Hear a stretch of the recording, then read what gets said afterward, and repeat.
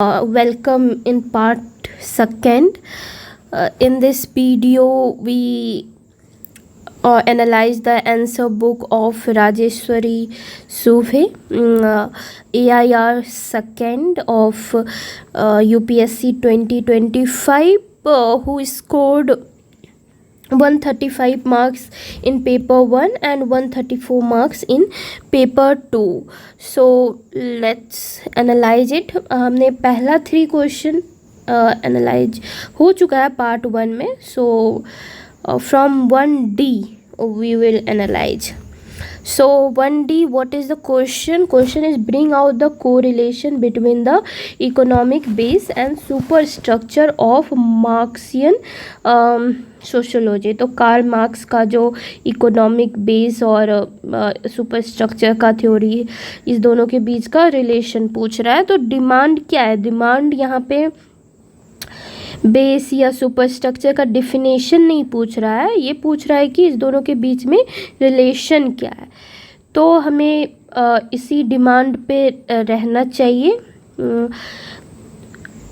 हल्का फुल्का एक्सप्लेन कर दे तो चलेगा, पर पूरा डिफ़ाइन करके पूरा आधा पेज, बहुत कोई क्या करेंगे, इसी दोनों को डिफ़ाइन करके आधा या वन लाइक इतना पेज इसी को डिफ़ाइन करने में लगा देंगे, तो ये गलत है.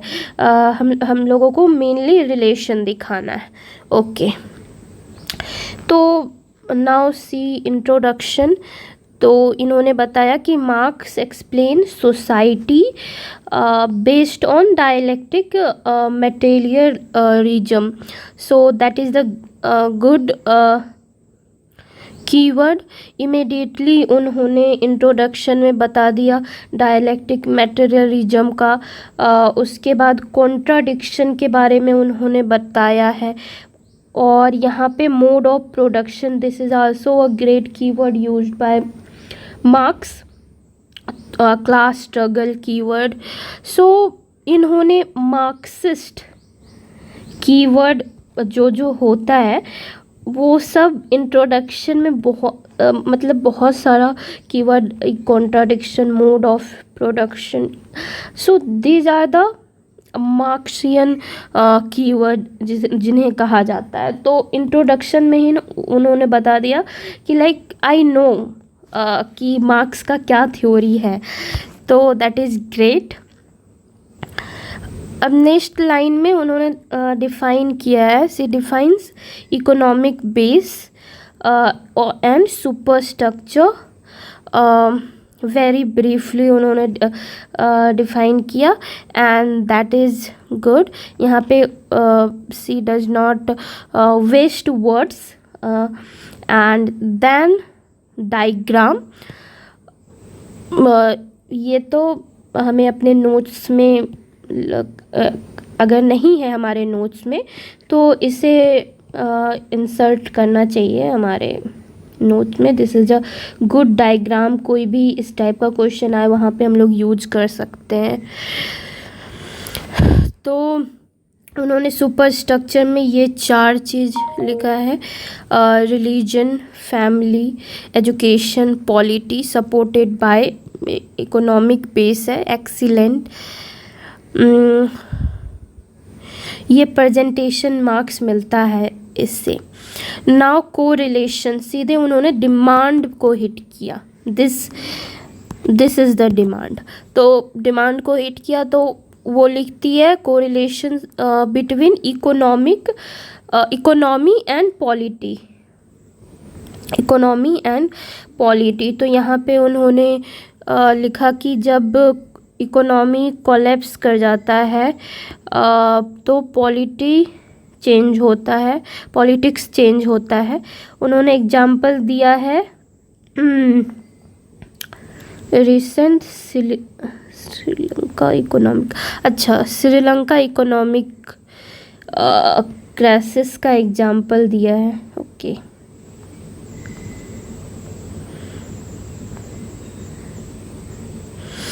यहाँ पे फ्रांस रिवॉल्यूशन और इंडस्ट्रियल रिवॉल्यूशन भी डाल दिया जा सकता था, पर उन्होंने रिसेंट एग्जाम्पल दिया है, दिस इज़ आल्सो गुड, क्योंकि करंट का एग्जाम्पल देना इज गुड। दैन पॉइंट 2 में उन्होंने इकोनॉमी और रिलीजन के बीच का कोरिलेशन बताया। तो कैपिटलिज्म जो है वो जस्टिफाई करता है रिलीजन को, और उन्होंने कोट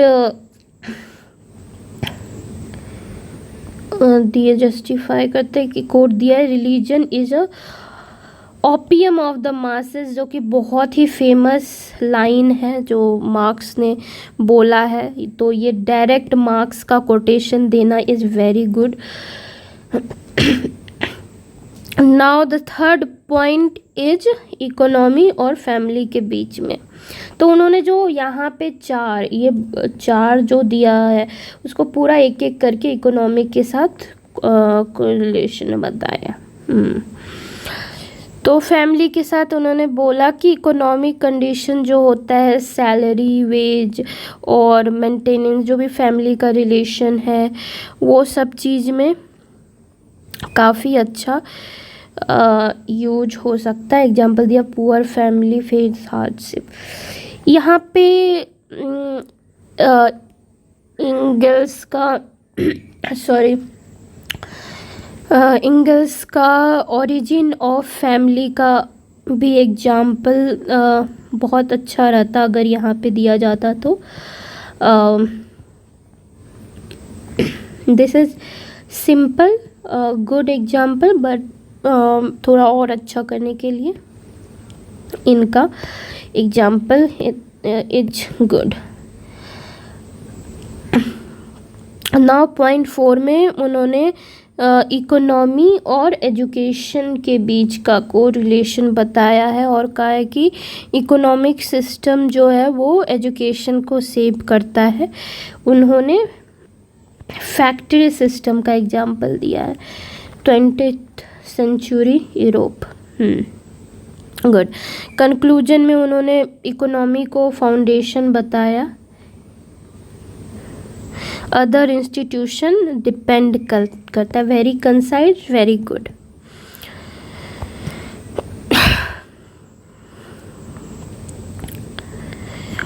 इसमें 4 जो पॉइंट उन्होंने यहाँ पे दिया है दैट इज़ वेरी गुड। और भी इसमें दिया जा सकता था, लाइक अगर मैं कहूँ कि लॉ हो गया, स्टेट हो गया, आइडियोलॉजी, मीडिया, कल्चर, मतलब इनके बारे में ज़्यादा ना बोल के, लाइक यहाँ पे जैसे लाइन बाय लाइन उन्होंने बोला है, इनके बारे में ज़्यादा ना बोल के भी लास्ट में लाइक कुछ इस तरह से दिया जाता कि these are also something that base determine not only family and education but also these are the dimension। तो वो कहीं ना कहीं मिसिंग है, सिर्फ 4 चीज़ को लेके इन्होंने किया है, तो थोड़ा सा वहाँ पे मिसिंग लगा है। उसके बाद कुछ क्रिटिसिज्म भी दे सकते थे। False consciousness is a very important keyword जो यहाँ पे देना चाहिए था। उसके बाद हेजीमनी भी अच्छा कीवर्ड है जो देना चाहिए था। Class consciousness is a good keyword. मैं बस कीवर्ड्स कुछ जो मेरे अभी दिमाग में आ रहा है वो सब मैं बोल रही हूँ, क्योंकि ये सब ऐड हो सकता है और भी अच्छा आंसर बन सकता है।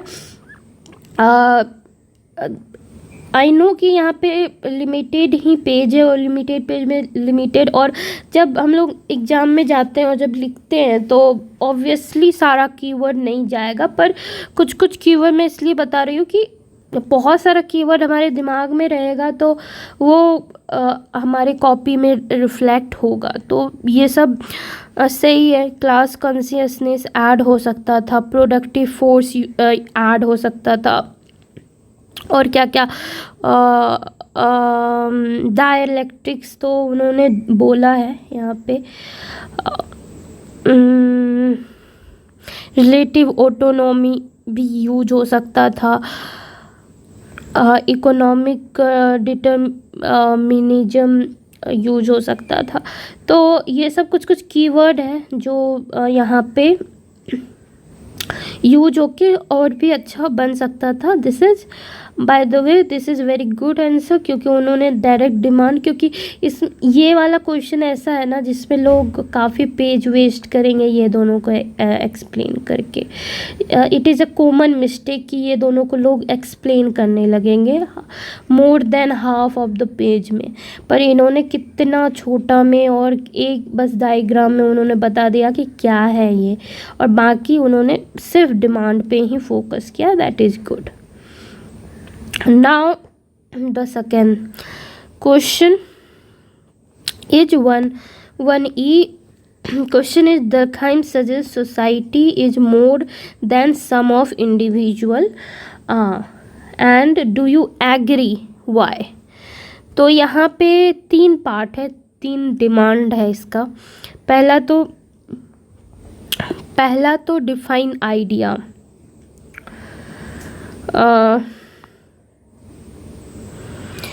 फिर दरखाइम जो सजेस्ट किया है उसको एक्सप्लेन करना है, उसके बाद क्रिटिकली एवेल्यूएट। इसका डू यू एग्री वाई, इसका मतलब यही होता है कि हमें इसको क्रिटिकली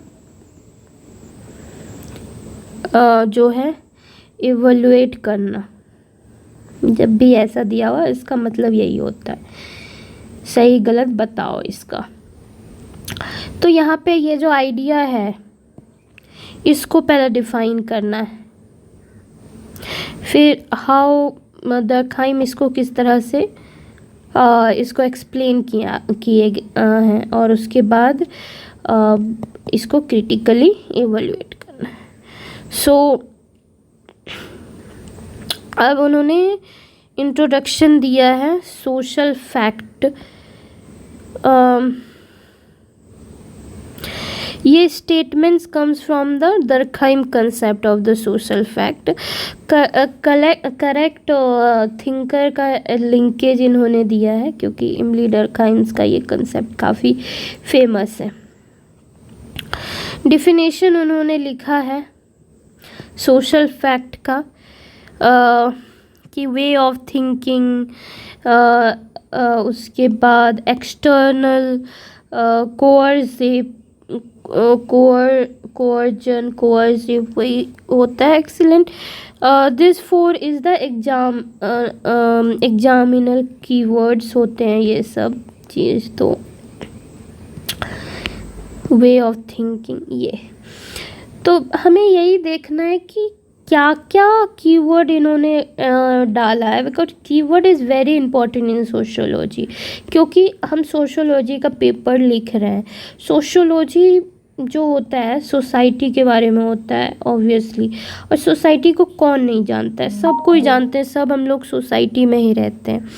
तो हमारा क्वेश्चन कैसे यूनिक रहेगा, क्या करना होगा, तो मेनली यही है कि जो ये थ्योरिस्ट हैं, सोशियोलॉजिस्ट हैं, उन्होंने जो अपने बुक्स में, अपने थ्योरी में जो कीवर्ड्स दिया है, सोशियोलॉजी का डिक्शनरी भी आता है, तो जो भी उन्होंने किया है तो उन सब का कीवर्ड्स को हमें दिमाग में रख के और उसको अपने क्वेश्चन में, अपने आंसर में, मेनली अपने आंसर में जो है वो डालना पड़ेगा। तो मैं यहाँ पे देख पा रही हूँ कि उन्होंने बहुत अच्छे तरह से जो दरखाइम अपने बुक्स में लिखते हैं वो सब दर्शाया है। पिछले क्वेश्चन में भी, मार्क्स के क्वेश्चन में भी उन्होंने सारा मार्क्स का कीवर्ड जो होता है वो लिखा है। That is very good. और यहाँ पे भी दरखाइम वाले में भी मैं देख पा रही हूँ कि सोशल फैक्ट्स है, ये सब जो कीवर्ड्स है ये दरखाइम का कीवर्ड है, ऐसा माना जाता है। अब उन्होंने जनरली सोसाइटी, हम देख पा रहे हैं कि सारे क्वेश्चन में उन्होंने कुछ ना कुछ लिंकेज दिया है कि मैकेनिकल ना लगे भाई आंसर। पॉइंट 1 उन्होंने सोशियोलॉजी जो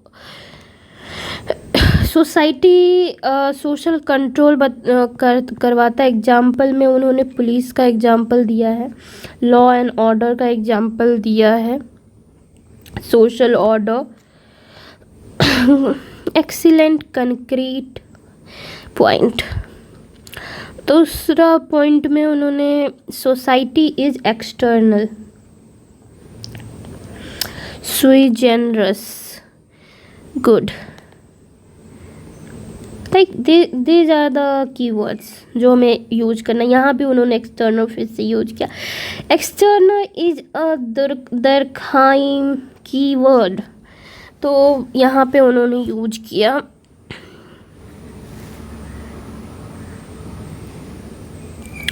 third point is society create integration को, right, coercion, this is also Durkheim keyword.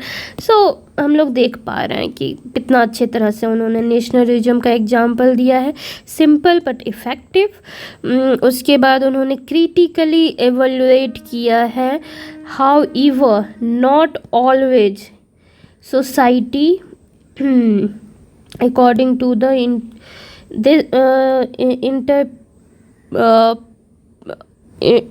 इंटरप्रिटिविस्ट जो दरखाइम थे, इस दरखाइम के पॉइंट से जो भी इंटरप्रिटिविस्ट थे, दिस इज आई, वो डिसएग्री करते थे। वो कहते थे कि human are a cognitive being, तो यहाँ पे उन्होंने बताया है। Excellent, this fulfil, do you agree वाला चीज़ जो है कि क्रिटिकली एवेल्युएट उसको फुलफिल करता है। ये एक तरह से क्रिटिसिज्म कह सकते हैं। यहाँ पे एक हेडिंग देके क्रिटिसिज्म भी लिख सकते थे, पर उन्होंने कनेक्ट किया।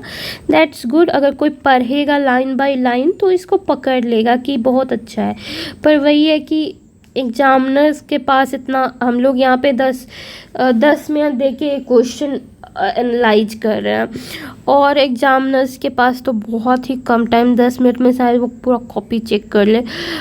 तो आई थिंक ये पूरा लाइन कोई भी एग्जामिनर इतने अच्छे तरह से पढ़ेगा नहीं पढ़ेगा, आई डोंट नो। पर अगर इसको और अच्छे से, तो मैं यहाँ पे हेडिंग बना देती क्रिटिसिज्म करके, और उसके बाद फिर मतलब यहाँ पे ताकि पता चल पाए एग्जामिनर को, हाँ क्रिटिसिज्म दिया है, मतलब क्रिटिकली एवेल्युएट किया है भाई, कि अच्छा चीज़ पहले बता दिया है, फिर कुछ ना कुछ बुराई कर दिया है, तो डू यू एग्री में इसका पता चल जाता है कि क्रिटिकली एवेल्युएट किया है। तो हेडिंग बना देते तो और सही रहता। कंक्लूजन में उन्होंने बोला है कि डर्कहाइम जो है laid foundation of the sociology, it is a good ending.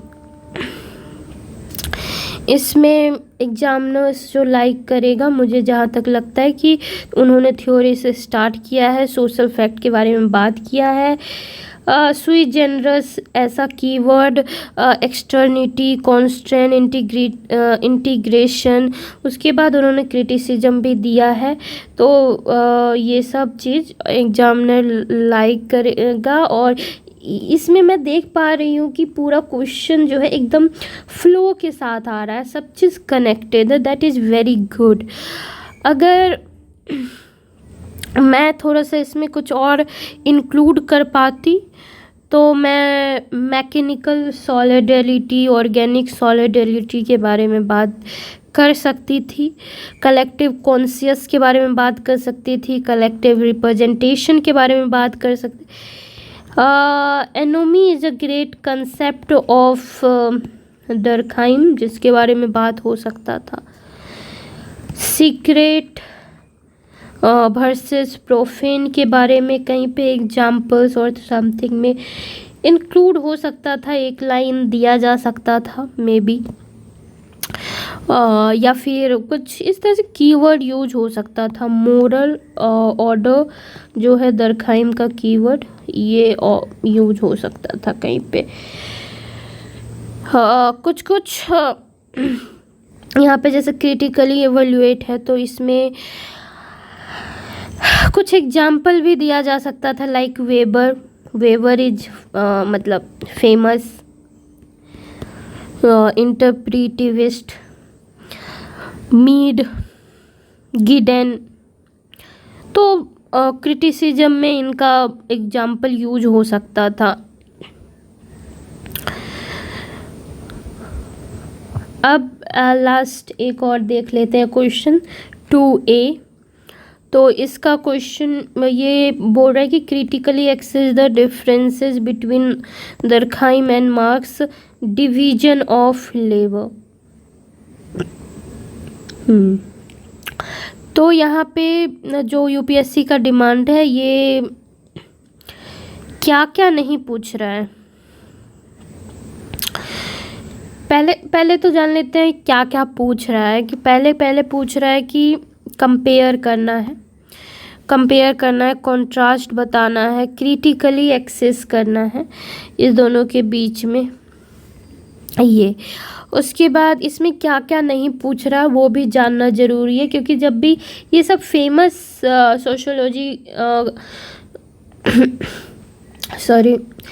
Sociologist का नाम आता है तो लोग बहने लगते हैं, कुछ भी लिखना शुरू कर देते, लाइक कुछ भी तो नहीं, मतलब बहुत कुछ, क्योंकि ये दोनों के बीच ये दोनों में बहुत सारा कंटेंट है। तो बहुत सारा चीज़ इंक्लूड करने लगते हैं, लाइक वो दरखाइम को भी एक्सप्लेन कर देंगे, मार्क्स को भी एक्सप्लेन कर देंगे, बहुत कुछ कर देंगे, आधा एक पेज में यही सब कर देंगे। पर हमें ये सब क्वेश्चन में और ज़्यादा ध्यान रखने की ज़रूरत है कि हमें एक्चुअली में क्या पूछ रहा है, what is the demand of the question. तो यहाँ पे सिंपल है कि कॉन्ट्रास्ट करना है, कंपेयर करना है और क्रिटिकली एक्सेस करना है। तो हम लोग देखते हैं कि इन्होंने क्या किया है। तो इन्होंने इंट्रोडक्शन में डिवीजन ऑफ लेबर को डिफाइन कर दिया एक पैराग्राफ में। Good, very crisp introduction and very good introduction. अब उन्होंने मेन बॉडी इंटायर आंसर जो है उन्होंने कंपैरिजन टेबल में बनाया है। बहुत अच्छी तरह से प्रेजेंटेशन, एग्जामिनर इसको इवैल्यूएट क्विकली कर सकता है। और इससे मतलब मान लेते हैं कि अगर एग्जामिनर इसको पढ़े भी ना, 1 सेकेंड के लिए मैं बस ऐसे ही जा रही हूँ, ठीक है, तो मुझे ये समझ में आ रहा है कि इन्होंने ऑलमोस्ट 2 पेज दरखाइम और मार्क्स का, 1 पेज ये, आधा पेज ये, और फिर यहाँ आधा पेज, ऑलमोस्ट मतलब पूरे 2 पेज उन्होंने कंपेयर किया है और 10-10 पॉइंट लिखा है। मैं 20 मार्क्स तो ऐसे दे दो पॉइंट देख के। So this is very good. अब हम लोगों ने एग्जामिनर का माइंडसेट ऐसे देख लिया। अब हम लोग देखते कि हमें क्या सीखना है, एज ए कंटेंट में हमें क्या इम्प्रूव करना है या फिर क्या सीखना है और क्या इम्प्रूव कर सकते हैं। तो अब हम लोग पढ़ते हैं। तो पहला उन्होंने फंक्शनल और डिसफंक्शनल भी बोला है यहाँ पे, फंक्शनल और मार्क्स के बारे में डिसफंक्शनल, डिवीजन ऑफ लेबर को यहाँ फंक्शनल बताया। यहाँ मतलब इन्होंने बोला है कि division of labour is good, इन्होंने बोला है कि division of labour is not good. बहुत अच्छे तरह से इन्होंने ओपनिंग में बहुत अच्छा कॉन्ट्रास्ट दिया है। इनका दोनों था कि डिसफंक्शनल भी है, फंक्शनल भी है, पर इन्होंने मेनली इसी पे बात किया है कि कैसे कैसे डिवीजन ऑफ लेबर जो है गलत है। क्रिटिकल थिंकर्स थे, तो यहाँ पे क्रिटिकल पर्सपेक्टिव इस तरह से भी दे सकते थे, पर it's good. Now point number 2 में modern society versus capitalist society. Okay, इन्होंने मार्क्स का कीवर्ड कैपिटलिस्ट और इसका इंटीग्रेशन कोहर्सिव एंड यहाँ पे एक्सप्लॉयटेशन का बात किया है। और अच्छी तरह से हम लोग देख पा रहे हैं कि अंडरलाइनिंग जो कीवर्ड है उसको अंडरलाइन भी किया गया है कि भाई पूरा ना पढ़ो तो मेरा कीवर्ड पढ़ के नंबर देते जाओ। यहाँ पे 4th पॉइंट में उन्होंने कहा कि ये जो है सिंप्लीफाई करता है काम को, और यहाँ पे इन्होंने कहा कि ये तो एक टूल है एक्सप्लॉयटेशन का। ठीक है, यहाँ पे उन्होंने कहा कि ये इनोवेशन है, स्पेशलाइजेशन में लीड टू इनोवेशन के लिए यहाँ पे कहा गया कि मोनोटोनस वर्क को कर देता है, मोनोटोनस वर्क कल्चर कर देता है। 6 पॉइंट में कहा कि डर्कहाइम के बारे में abnormal form, poorly manage, forced, ये सब एबनॉर्मल फॉर्म जो होता है डर्कहाइम्स का उनके बारे में बताया गया है। मार्क्स का एबनॉर्मल फॉर्म्स के बारे में बताया गया है कि ये चीज़ है जो एलियनेट करता है। कई बार एनोमिक और एलियनेशन के बीच का भी वो पूछता है डेफिनेशन, तो इसलिए लाइक दैट्स गुड। और ये कहीं ना कहीं ये वाला जो पॉइंट है it is the strongest point. ये मुझे लगता है अगर सेकेंड या थर्ड पॉइंट पे ये रहता, थर्ड पॉइंट पे अगर ये रहता तो और भी काफ़ी अच्छा होता। ये काफ़ी स्ट्रॉन्ग पॉइंट है। 7 पॉइंट में उन्होंने सॉल्यूशन बताया। सॉल्यूशन में क्या बोला गया कि डर्कहाइम ने प्रोफेशनल एथिक्स के बारे में बात किया है और मार्क्स ने रेवोल्यूशन के बारे में बात किया है। उसके बाद 8 पॉइंट में इन्होंने कहा कि ये सारे जगह पे एग्जिस्ट करता है और इन्होंने कहा कि कैपिटलिस्ट के साथ रिलेशन होता है तब एग्जिस्ट होता है। 9 पॉइंट में उन्होंने कॉन्फ्लिक्ट, डिफरेंट टाइप कॉन्फ्लिक्ट के बारे में बात किया, हैव नॉट के बारे में। और यहाँ पे रेगुलेटेड डिवीज़न ऑफ लेबर के बारे में, और यहाँ पे इन्होंने बोला कि जो भी डिवीज़न ऑफ लेबर है उसको रेगुलेट करने की ज़रूरत है ताकि वो फंक्शनल बन पाए। और यहाँ पे उन्होंने कहा कि इसको ख़त्म ही करो भाई। उसके बाद फिर कंक्लूजन में उन्होंने significance of and identified it's dysfunction के बारे को आइडेंटिफाई किया और ये एक कंक्लूजन की तरह उन्होंने दिया। फिर कंक्लूजन में उन्होंने उनका फंक्शनल कॉन्फ्लिक्ट पर्सपेक्टिव बताया, दैट इज़ वेरी बैलेंस।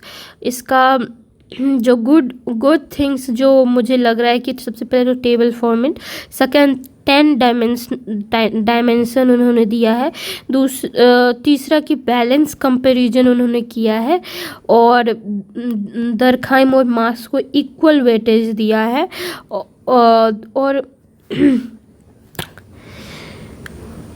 और इसमें मुझे कुछ ज़्यादा मिसिंग डायमेंशन तो नहीं लग रहा है, जो पूछा गया उन्होंने वही बताया, ज़्यादा ओवर होके कुछ ज़्यादा कुछ नहीं किया है। क्रिप्स रखा है, बहुत अच्छा लिखा है। अगर मैं बहुत ज़्यादा सोचूं कि इसमें क्या इम्प्रूव हो सकता था तो कहीं ना कहीं क्रिटिसिज्म यूज हो सकता था। जैसे डर्कहाइम्स में एक क्रिटिसिज्म लिखा जैसे अगर हम देखें तो यहाँ पे बिटवीन वेरियस फैक्टर और हैव नॉट्स, यहाँ पे कैपिटलिस्ट, यहाँ पे हैव नॉट, कुछ इस तरह से इंटीग्रेट कर इसमें हो सकता था। और ये स्ट्रगल बिटवीन, मतलब अगर यहाँ पे एक क्रिटिसिज्म वाला भी कॉलम हटाया, ये ला के यहाँ पे बोल दिया जाता कि डर्कहाइम जो है वो एक्सप्लॉयटेशन को इग्नोर करता है और मार्क्स जो होता है कार्ल मार्क्स वो इंटीग्रेटिव रोल को इग्नोर करता है। तो ये क्रिटिसिज्म हो जाता दोनों का, तो और भी अच्छा लगता। और कुछ ऐड कर सकते थे तो कंटेम्प्रेरी एग्जाम्पल्स ऐड कर सकते थे, like gig economy, platform labour के बारे में, एआई के बारे में कि एआई कैसे अभी जॉब ले रहा है, ऑटोमेशन के बारे में हो सकता था। लेबर कोड पे अभी काफ़ी बात हो रहा है, सॉरी, लेबर कोड के बारे में हो सकता था। तो ये सब कंटेम्प्रेरी एग्जाम्पल्स यूज हो सकता था। कुछ कोटेशंस यूज हो सकते थे, जैसे डर्कहाइम ने बोला था कि division of labour creates organic solidarity, तो वो यूज हो सकता था। मार्क्स के में वर्कर्स बिकम पुअरर्स, इस तरह से कुछ कुछ बोला था, तो वो सब के बारे में भी हो सकता था। दो पिरामिड्स बन सकता था, फंक्शनलिज्म वर्सेस कैपिटलिज्म। ये सब बस मतलब बोलने के लिए मैं मतलब बोल रही हूँ, पर मतलब उतना स्पेस नहीं है, इन्होंने बहुत अच्छे से किया है। मतलब मैं बोल रही हूँ कि अगर कुछ और हमारे दिमाग में मतलब ये सब पॉइंट, ये तो पक्का ही डालना है, ये तो पक्का ही कुछ कुछ है जो एकदम ही छोड़ नहीं सकते यहाँ पे। जैसे ये उतना इम्पोर्टेंट नहीं है, ये वाला लाइन हो गया, ये इसके रिलेटेड ही है। एक और लाइन जो था ये ऑलमोस्ट सेम ही है, ये दोनों एक होके एक लाइन बन सकता था। तो मतलब मैं कह रही हूँ कि इसमें जो जो लाइन्स, 2-3 लाइन है जो हट सकता था और मतलब मर्ज होके एक अच्छा लाइन बन सकता था, और उस जगह पे कुछ एग्जाम्पल्स, कंटेम्प्रेरी एग्जाम्पल, क्रिटिसिजम्स, ये सब हो सकता था यूज। तो मिली यही है। और अगर कीवर्ड्स का बात किया जाए तो काफ़ी अच्छा यूज है कीवर्ड का, सारा कीवर्ड तो यहाँ पे इन्होंने दे दिया ऑलमोस्ट जो भी है, तो काफ़ी अच्छा है ये वाला आंसर।